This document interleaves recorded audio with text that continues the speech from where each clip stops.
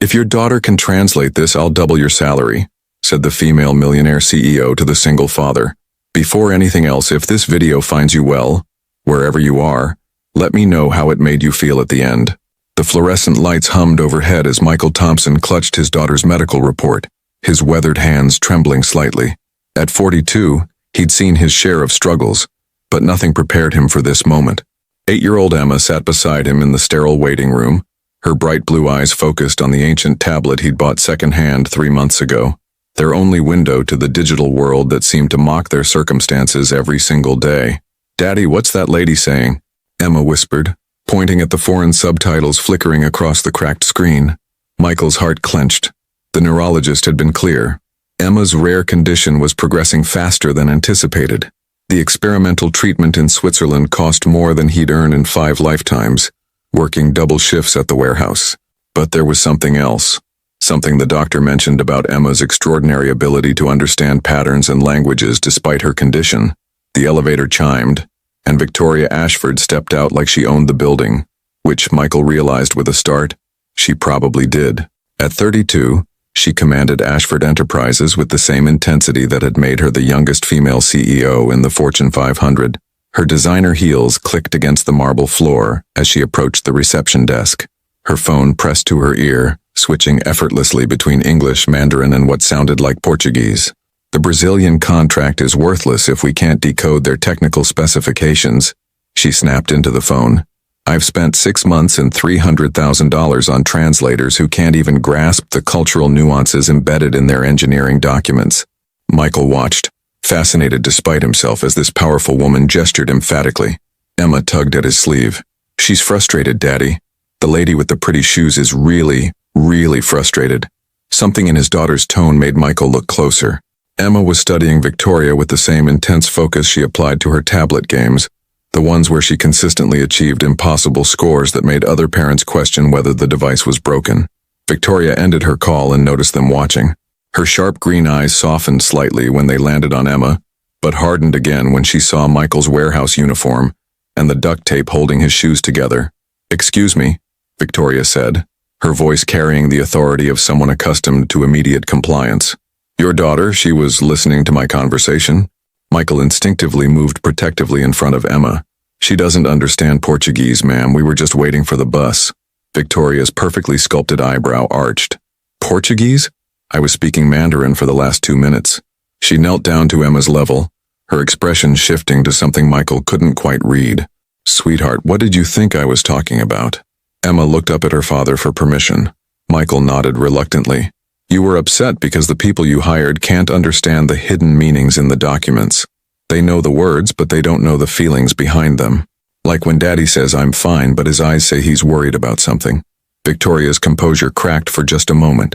She stood slowly, her gaze never leaving Emma's face. "What's your name, sweetheart?" "Emma Thompson. I'm 8 3/4.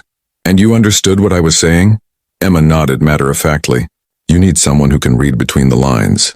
The Brazilian engineers aren't just giving you technical specs. They're testing whether you respect their culture enough to understand their subtle warnings about implementation challenges." The waiting room fell silent except for the hum of fluorescent lights. Victoria stared at Emma as if seeing a ghost, then looked up at Michael with an expression he'd never seen on another person's face, a mixture of desperation and hope that mirrored his own constant state. "Mr. Thompson," Victoria said slowly, her voice barely above a whisper, "I need to make you an offer." Victoria's corner office occupied the entire 42nd floor, floor-to-ceiling windows offering a panoramic view of downtown Portland. Michael had never been this high in a building before, and the vertigo made his stomach lurch. Emma pressed her face against the glass, completely fearless. "The contract is worth $50 million, Victoria said, sliding a thick folder across her mahogany desk. "But it's written in technical Portuguese with cultural references that require not just translation, but interpretation. I've lost 3 potential deals this year because American translators miss the nuanced meanings." Michael flipped through pages of incomprehensible text mixed with engineering diagrams. "Ma'am, with all due respect, I don't understand why you're showing us this. Because your daughter understood my phone conversation better than linguists with doctorate degrees." Victoria pulled out her phone and showed them a recording. "This is a snippet of the Brazilian engineer explaining their water purification system. Listen." The Portuguese flowed like music, but Michael caught Emma's eyes widening as she focused intently on the screen. "He's not just explaining the system," Emma said quietly. "He's warning about the rainy season. He says the filtration works perfectly in their tests, but he's worried it might fail when the heavy rains come because they haven't tested it in real conditions. He's being polite, but he's basically saying your American engineers are rushing too much." Victoria's hands stilled on her phone. The American team projected a 6-month implementation timeline. "The Brazilian engineer thinks that's crazy," Emma continued. "He says it should take at least 18 months to do it right, but he's too polite to say that directly. That's why he keeps mentioning the seasonal challenges. It's his way of saying you need to slow down." Michael watched his daughter translate not just words but intentions, cultural context, and unspoken concerns. How had he never realized the depth of what Emma could do? "My daughter needs medical treatment," Michael said carefully. "Experimental therapy in Switzerland. It costs $200,000 and insurance won't cover it." Victoria leaned back in her leather chair, studying them both. If Emma can successfully translate this entire contract, not just the words but the cultural nuances, the implied concerns, the real timeline they're suggesting, "I'll double your current salary and provide full medical coverage for Emma's treatment." Michael's warehouse salary was $38,000 a year. Doubling it would be life-changing, but still nowhere near enough for Emma's treatment. That's very generous, but plus a bonus of $300,000 if the deal goes through successfully because of her translations. The office fell silent except for the distant hum of traffic 42 floors below. Michael felt like he was drowning and someone had just thrown him a life preserver, but he couldn't quite reach it. "She's 8 years old," he whispered. "She's extraordinary," Victoria replied. "The question is, are you willing to let her be?" Emma looked up from the contract pages she'd been studying. "Daddy, this isn't just about water purification. They want to build something that will help people in places where water makes children sick. Like my brain makes me sick, but different." Michael's throat constricted. Emma's condition was degenerative. Without treatment, she had maybe 2 years before the symptoms became unmanageable. But here she was, talking about helping other sick children. "If I can help," Emma said softly, "shouldn't I try?" Victoria's expression shifted to something Michael hadn't expected from a corporate executive: genuine emotion. "There's one more thing you should know," Victoria said. "This contract isn't just about money for me. My younger brother died from a preventable waterborne illness during a missionary trip to Brazil 5 years ago. He was Emma's age." The weight of that revelation settled over the room like a blanket. Michael realized they weren't just talking about a business deal anymore. "When do we start?" he asked. The next morning arrived gray and drizzly, typical for Portland in late September. Michael had barely slept, alternating between excitement and terror about what they'd agreed to.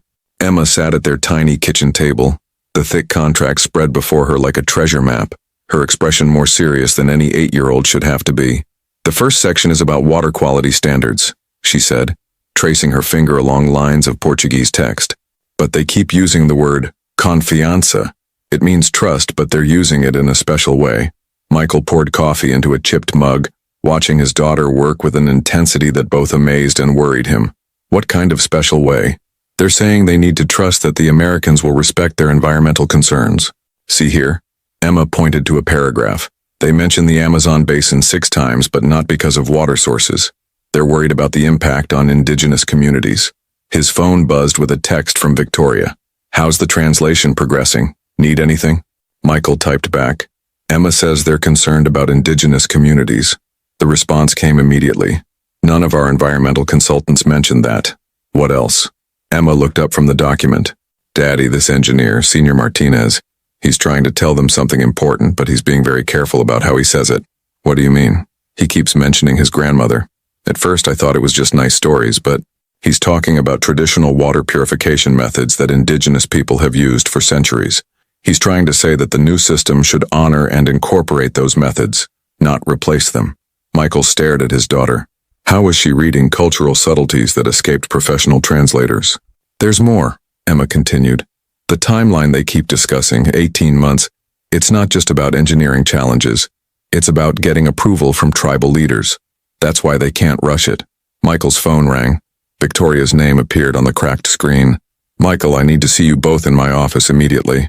I just got off a call with our Brazilian partners, and something Emma translated yesterday has changed everything." An hour later, they sat in Victoria's office while she paced behind her desk, her usual composure replaced by barely contained excitement. Your daughter's insight about the rainy season timeline was correct, Victoria said. But more importantly, she identified cultural concerns that could have killed the entire deal. Our American team was about to make a presentation that would have been seen as disrespectful to indigenous traditions. Emma sat quietly, listening with the same focused attention she gave to everything. The Brazilians want a video conference with Emma directly, Victoria continued. They're curious about this 8-year-old who understands their cultural nuances better than international consultants.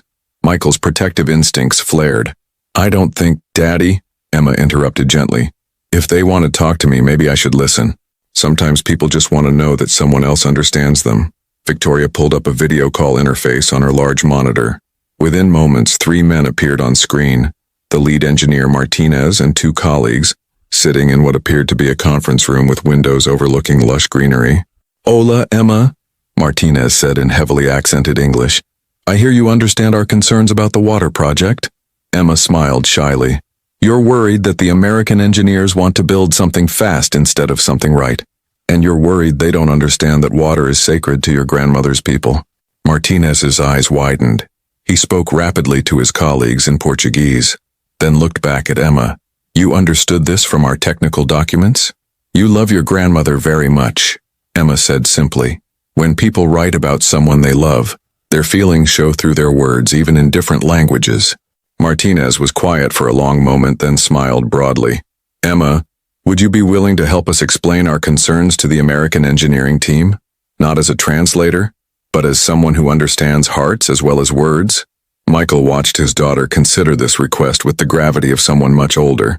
I think, Emma said carefully, that everyone wants the water system to work and to help people. Maybe I can help everyone understand each other better. Victoria's phone started ringing with what Michael could see were multiple incoming calls. The deal just became much more complicated, Victoria murmured, but she was smiling. The conference room at Ashford Enterprises had been transformed into a war room. Charts covered the walls, laptops hummed on every surface, and coffee cups created rings on the mahogany table. Michael sat in the corner, feeling completely out of place among the engineers, lawyers, and executives who'd flown in from across the country.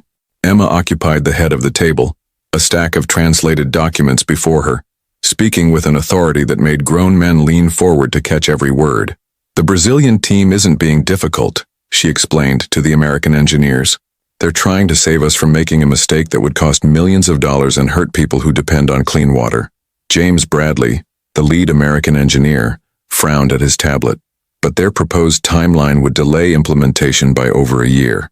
People are dying from contaminated water while we debate cultural sensitivities. Emma's expression grew thoughtful. Senior Martinez lost his baby sister to bad water when he was 12. That's why he became an engineer. He's not trying to delay helping people. He's trying to make sure we help them the right way. The room fell silent.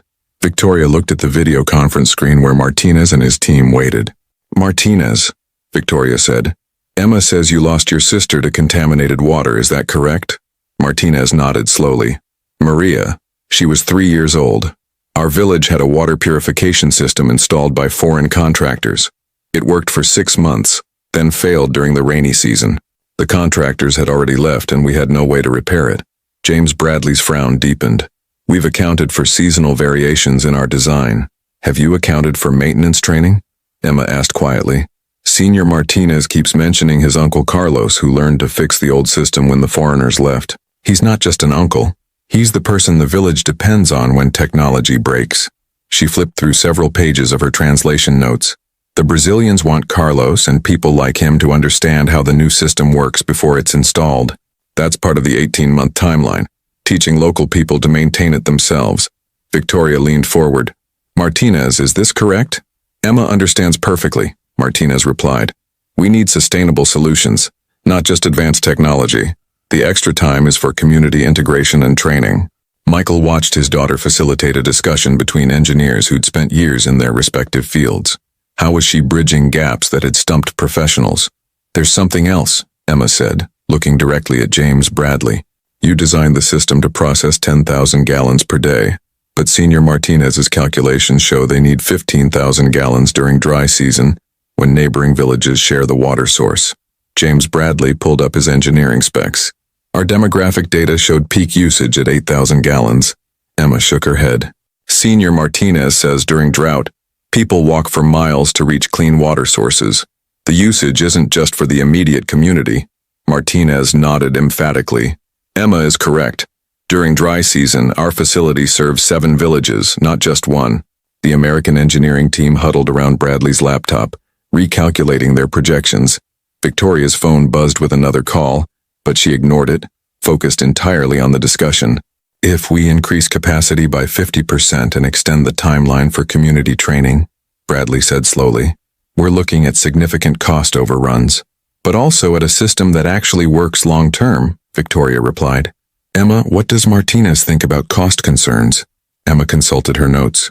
He says Brazilian labor costs are lower than American estimates, and local materials are more available than your suppliers indicated. The extra capacity might not cost as much as you think. Martinez smiled. Emma reads not just our words but our solutions. We have proposal for cost-effective modifications.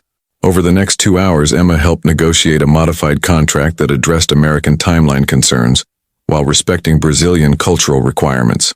Michael watched his daughter transform what had been an impasse into a collaboration. Gentlemen, Victoria finally said, I think we have the framework for a successful partnership. As the video call ended and the engineering teams began detailed planning, Victoria approached Michael. Your daughter just saved a $50 million deal and potentially thousands of lives. But more than that, she's shown us how to build something that will actually work. Michael looked at Emma, who was quietly organizing her translation notes with the same methodical care she applied to everything. She's always been special, he said softly. I just never knew how special until now. 3 weeks into the project, Emma's medical symptoms began worsening. Michael found her collapsed in the bathroom at 3 a.m., disoriented and struggling to form coherent sentences, the terrifying episodes that signaled her condition's progression. By morning, she seemed normal again, but Michael knew they were running out of time.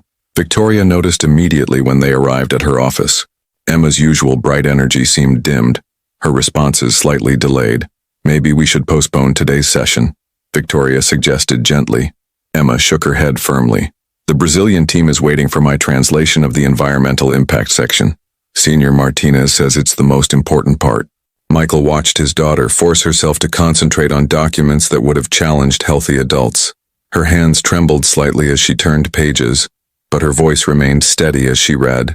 They're worried about something they're not saying directly, Emma said after reviewing several pages. They keep mentioning future generations and irreversible consequences, but they're being very polite about it.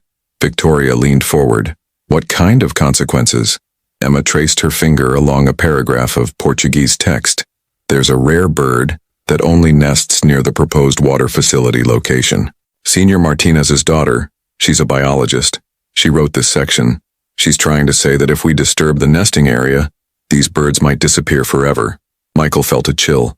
Emma's ability to read between cultural lines was remarkable, but extracting specific technical concerns from complex documents while battling neurological symptoms seemed impossible. How can you be sure about the daughter? Victoria asked. Emma smiled weakly. The writing style changes in this section. It's more scientific but also more passionate. And look, she mentions her papa's wisdom about respecting nature. That's how daughters write about fathers they admire. Victoria's phone rang. Martinez's name appeared on the screen. Senior Martinez, Victoria answered on speaker. Emma has been reviewing the environmental section. Ah, yes. My daughter Isabella wrote that section. She is, how do you say, very concerned about the wildlife impact. Emma straightened despite her fatigue. Tell Isabella that we understand about the birds.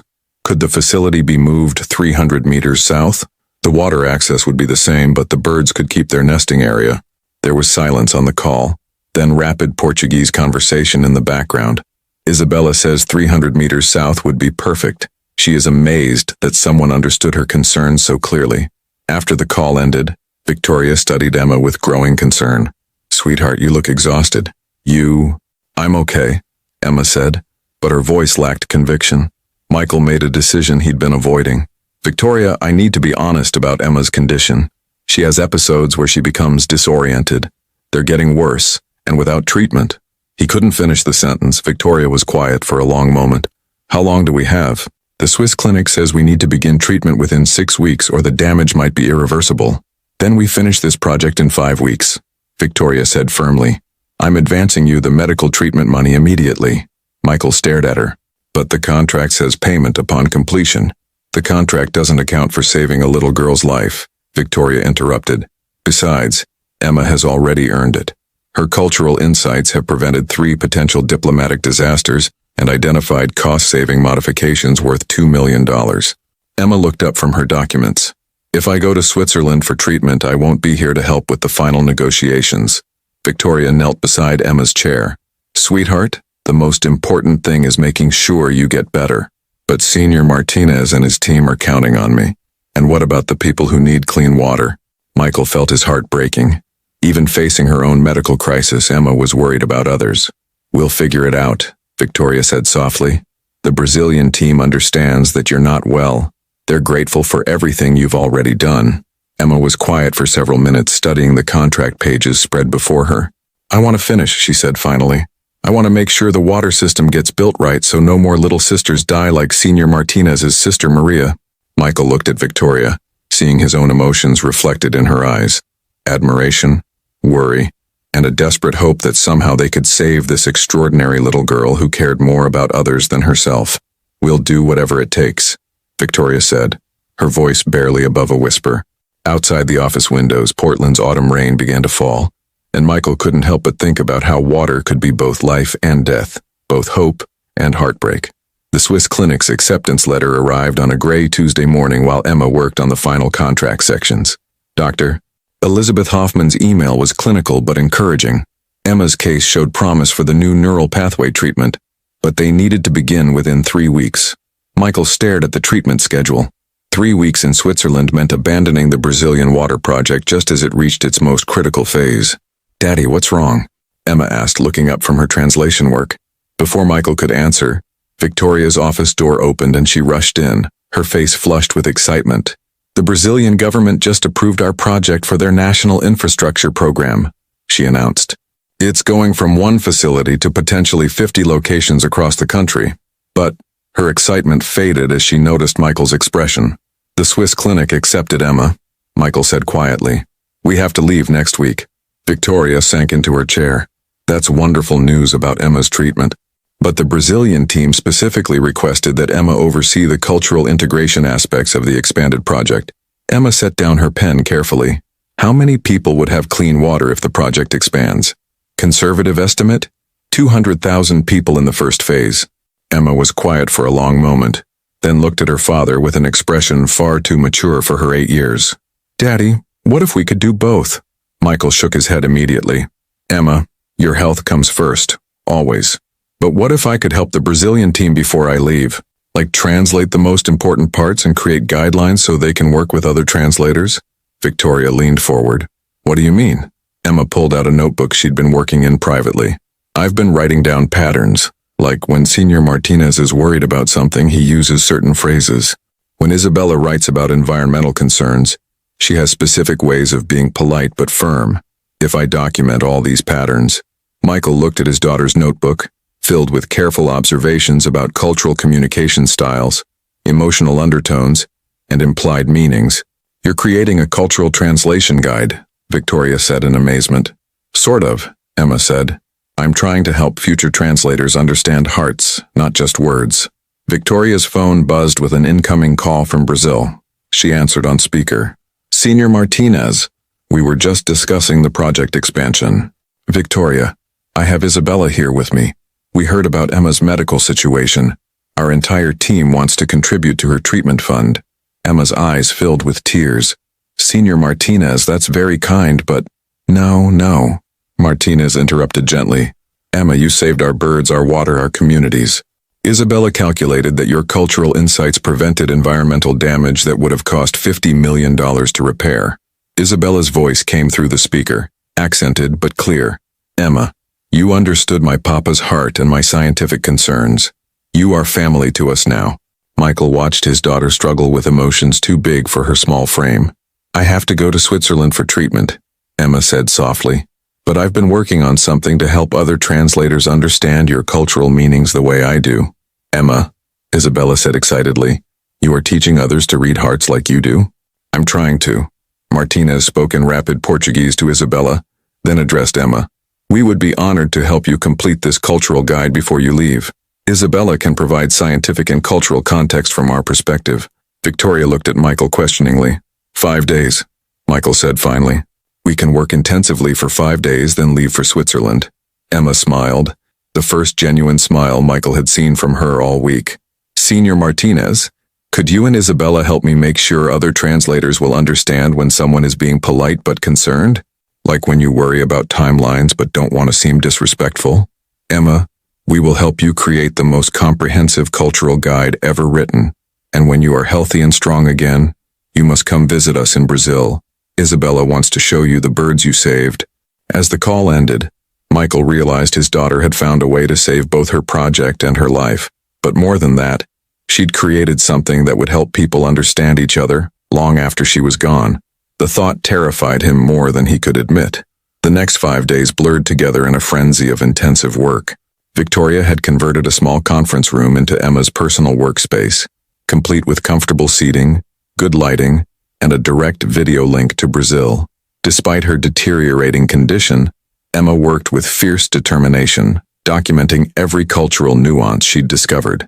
Michael barely left her side, watching helplessly as his daughter pushed through episodes of confusion and disorientation to complete what she'd started. When Senior Martinez pauses before answering technical questions, Emma dictated to Victoria's assistant, it usually means he's thinking about how to explain something without making the Americans feel criticized. Isabella appeared on the video screen from Brazil, her enthusiasm infectious despite the early morning hour in São Paulo. Emma, you are creating something revolutionary, Isabella said in careful English. Universities will study your cultural bridge-building methods. Emma smiled weakly from her chair, wrapped in the soft blanket Victoria had brought from home. I just want to make sure people understand each other. Michael's phone buzzed with a message from Dr. Hoffman in Switzerland. Flight arrangements confirmed. Treatment begins Monday morning. Emma's neural pathways show promising responsiveness in preliminary scans. 3 days. They had 3 days to finish the cultural guide and get to Switzerland. Daddy, Emma said softly during a break.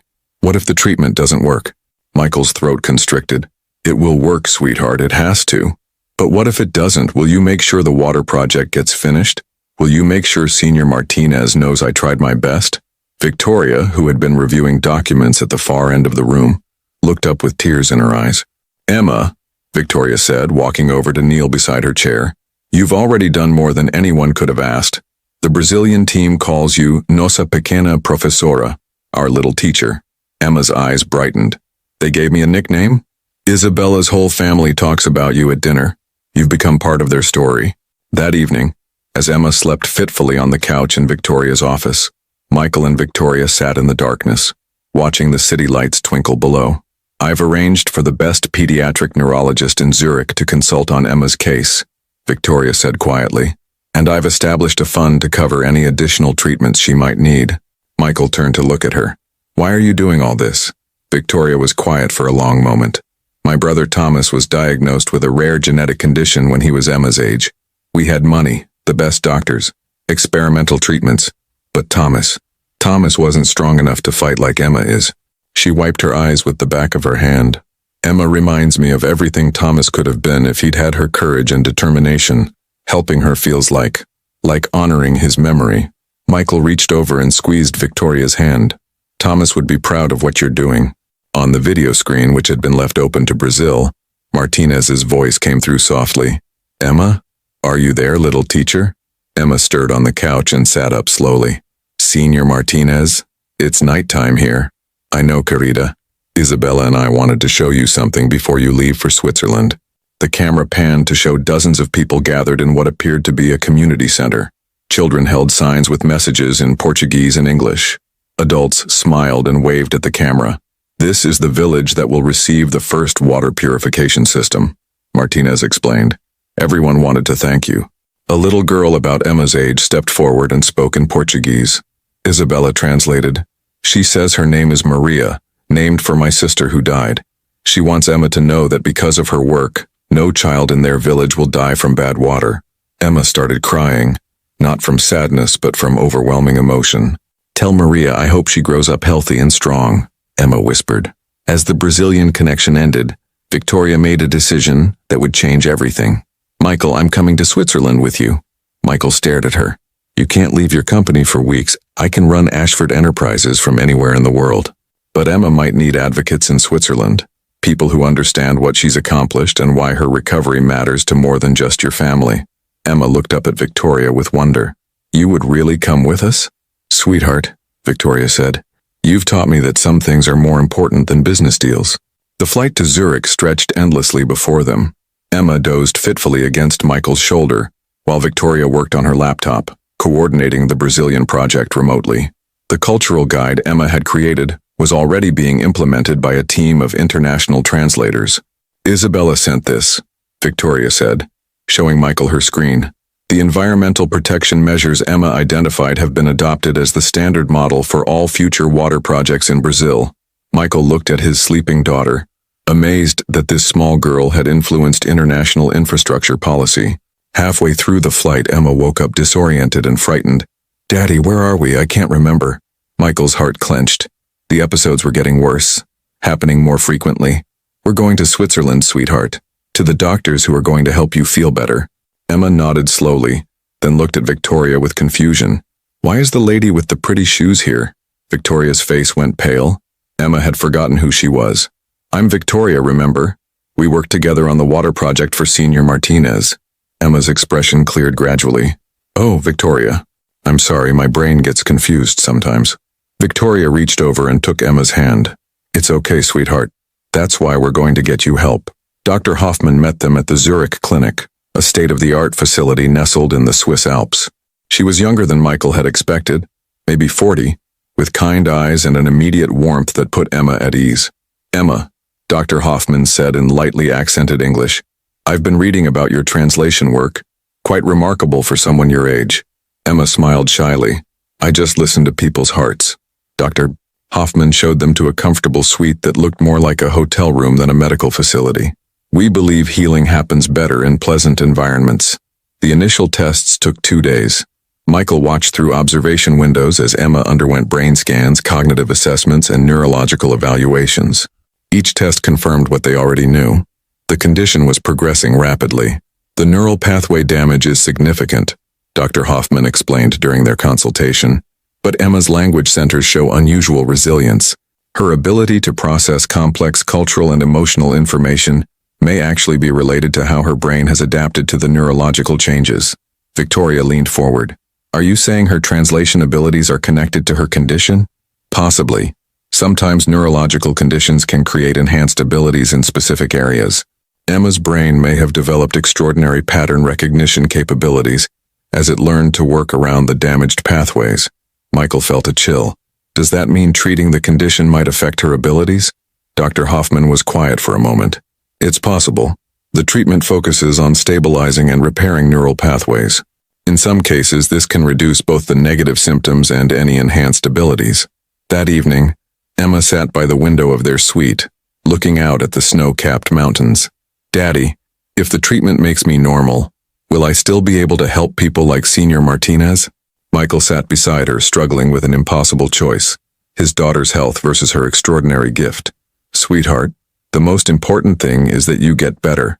But what if being normal means I can't understand hearts anymore?" Victoria, who had been quietly reading in the corner, looked up. "Emma, you'll always be able to understand hearts. That's not just about your brain, that's about who you are as a person." Emma considered this. "Senior Martinez sent me a message today.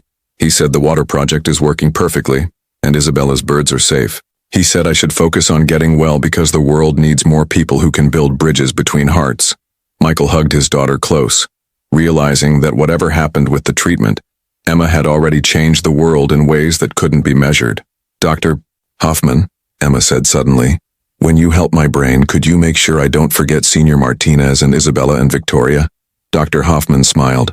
"Emma, the memories you've made and the love you've shared, those are stored in parts of your brain that this condition can't touch." The treatment began on a crisp Monday morning. Emma was brave as Dr. Hoffman explained the process. A series of targeted neural stimulations designed to rebuild damaged pathways, while preserving healthy brain function. It will take 3 weeks, Dr. Hoffman said. Some days will be easier than others. Michael and Victoria took turns staying with Emma during the long sessions. The treatment was painless but exhausting, leaving Emma drowsy and sometimes confused. On the 4th day, something unexpected happened.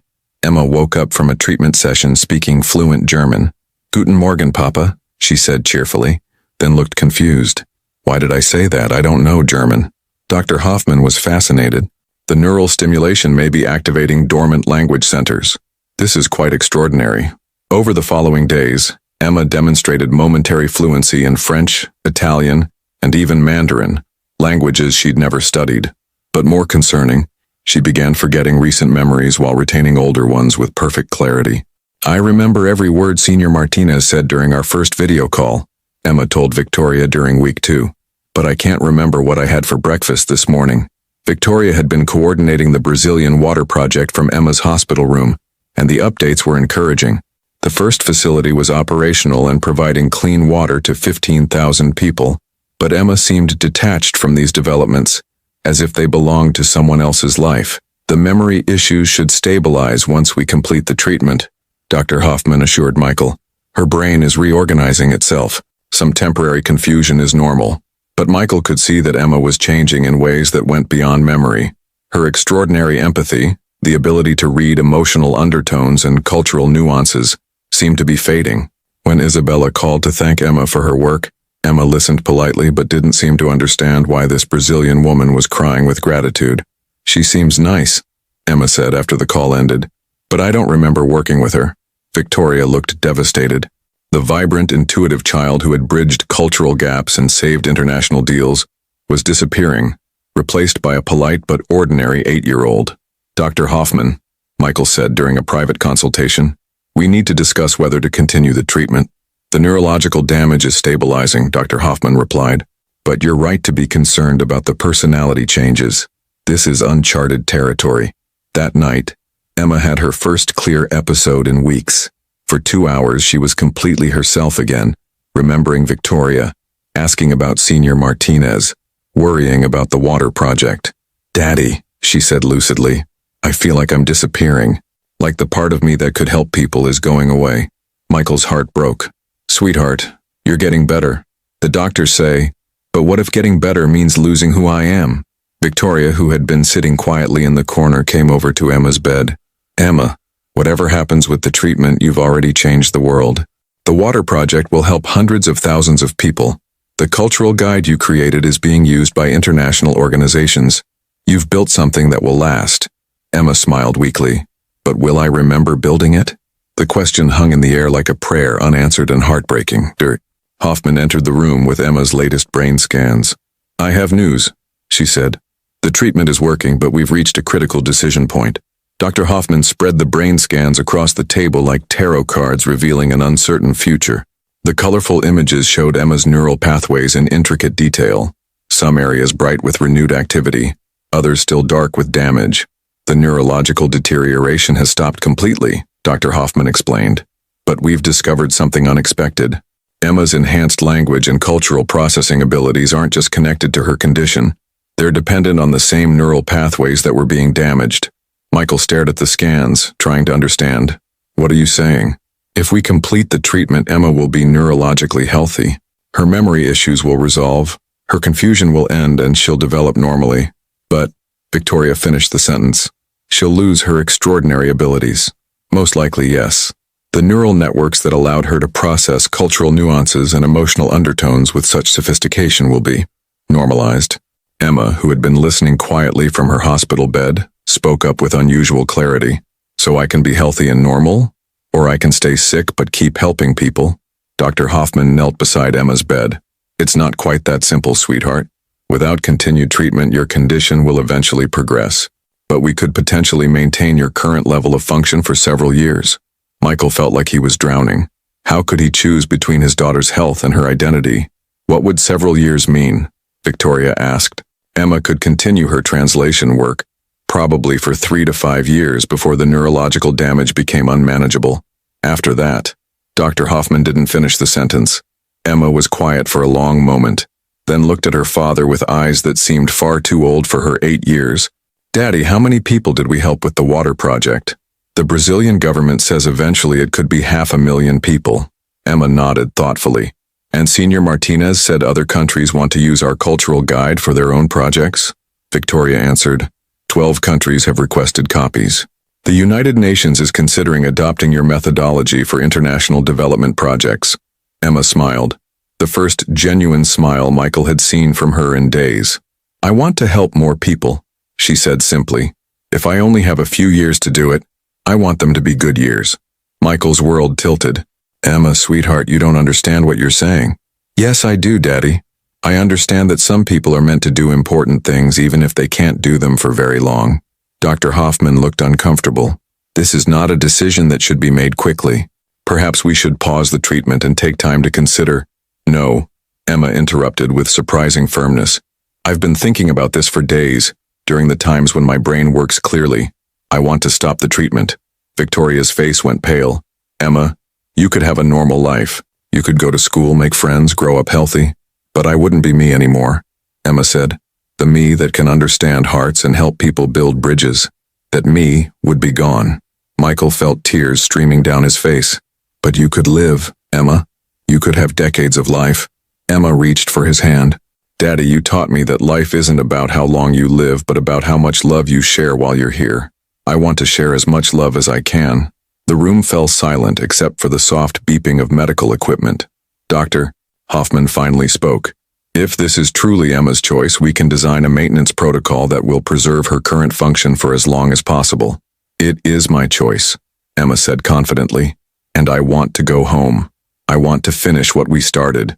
Michael looked at his daughter, really looked at her, and saw not a sick child making an impossible decision, but a young woman who understood herself and her purpose with startling clarity. "Okay," he whispered. "We'll go home." Victoria was crying openly now. "Emma, are you sure?" Emma smiled at her. "Victoria, you lost your brother Thomas when he was my age. But what if he had lived just long enough to do something amazing? Something that helped thousands of people? Wouldn't that have been a good life?" Victoria couldn't speak, but she nodded through her tears. "Then let's go home and do something amazing." They returned to Portland 3 days later. Emma seemed more like herself with each mile they traveled away from the Swiss clinic. By the time they reached Victoria's office, she was asking detailed questions about the Brazilian project and requesting updates on the cultural guide implementation. "Senior Martinez wants to introduce you to the President of Brazil," Victoria announced, pulling up her email. "They're planning a ceremony to honor your contribution to their national infrastructure program." Emma's eyes sparkled with excitement. "Could we do a video call? I want to see how the water system is working." The call was arranged for that afternoon. When Martinez appeared on screen, his face lit up with joy. "Nossa pequena professora, you look much better." "I feel better," Emma said honestly. "The doctors helped stabilize my condition. I can keep working with you for a while longer." Isabella joined the call, her excitement infectious. "Emma, I have wonderful news. The birds you saved, the rare ibises, they've had babies. 3 healthy chicks nesting safely away from the water facility." Emma clapped her hands with delight. "That's the best news ever." Martinez grew more serious. "Emma, we have received requests from Colombia, Peru, and Ecuador. They want to implement water projects using your cultural integration methods. Would you be willing to help?" Michael watched his daughter consider this request. 3 more countries meant thousands more people with access to clean water. It also meant months of intensive work that might accelerate her condition's progression. "Yes," Emma said without hesitation. "But I'll need help. I want to train other translators to understand cultural hearts the way I do." Victoria leaned forward. "What do you mean?" Emma pulled out a notebook she'd been working on during their flight home. "I've been writing down everything I learned in Switzerland, not just about the treatment, but about how my brain processes language and emotions. I want to create a training program." She opened the notebook, revealing pages of detailed observations and methodologies. "If I can teach other people to read between the lines, to understand when someone is being polite but worried, or when they're testing whether you respect their culture, then my work can continue even after." She didn't finish the sentence, but everyone understood. Dr. Hoffman had estimated that Emma had 3 to 5 years of stable function. Emma was planning to use every moment of that time to multiply her impact. "I want to create an academy," Emma continued. a place where translators and international workers can learn to build bridges between cultures. Not just language bridges, but heart bridges. Victoria stared at her in amazement. Emma, that's an incredible vision. The Emma Thompson Cultural Bridge Academy, Michael said softly, testing how the name sounded. Emma beamed. Do you think it could really work? Martinez spoke up from the video screen. Emma, if you create such an academy, Brazil will be the first to send students. Isabella wants to be your first graduate student. Isabella nodded enthusiastically. I want to learn to read hearts like you do, Emma. Not just for engineering projects, but for helping people understand each other. Over the following hours, they outlined an ambitious plan. Victoria would provide funding and facilities. Martinez and Isabella would help develop the curriculum from the Brazilian perspective. Emma would document her methodologies and train the first cohort of students. We'll start with a pilot program, Victoria said. 6 months, 12 students from different cultural backgrounds, focusing on international development projects. Emma was practically vibrating with excitement. And we'll have real projects to work on, so students can practice with actual communities that need help. Michael realized his daughter had transformed her diagnosis into a mission. Instead of mourning the time she might not have, she was determined to make the time she did have count for as much as possible. When can we start? Emma asked. Victoria smiled. How about Monday? As the Brazilian call ended and they began planning in earnest, Michael felt something he hadn't experienced in months. Hope. Not hope that Emma would live forever, but hope that her life, however long it lasted, would be extraordinary. 6 months later, the Emma Thompson Cultural Bridge Academy occupied the entire 3rd floor of the Ashford Enterprises building. 12 students from 11 countries worked with Emma to develop revolutionary methods for cross-cultural communication. Emma, now 9 years old, sat at the head of a conference table, leading a discussion about their latest project, a water purification system for rural communities in Colombia. Remember, she told her students, when people pause before answering technical questions, they're usually thinking about cultural implications, not just engineering solutions. Maria Santos, a translator from Ecuador, raised her hand. But how do we know if the pause means concern or just careful consideration? Emma smiled, the same bright smile that had charmed Senior Martinez a year ago, though Michael noticed it tired her more quickly now. Listen to what they say after the pause, Emma explained. If they mention family, tradition, or community impact, they're probably worried about cultural disruption.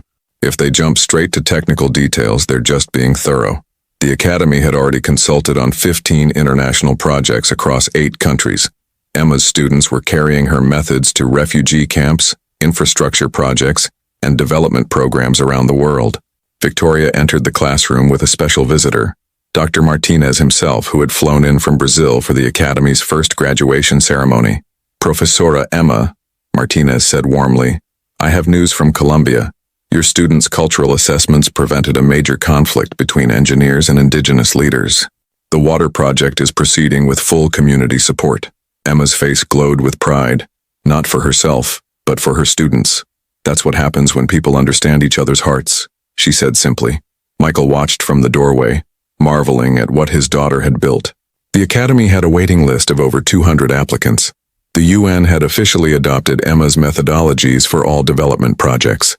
Most importantly, her students were carrying her gift into the world, multiplying her impact far beyond what she could have achieved alone. After the formal ceremony, Emma sat quietly in Victoria's office looking out at the Portland skyline. Her latest medical tests showed the expected progression of her condition, but she remained remarkably stable. Daddy, she said thoughtfully, do you remember when I was little and used to worry about not being special enough?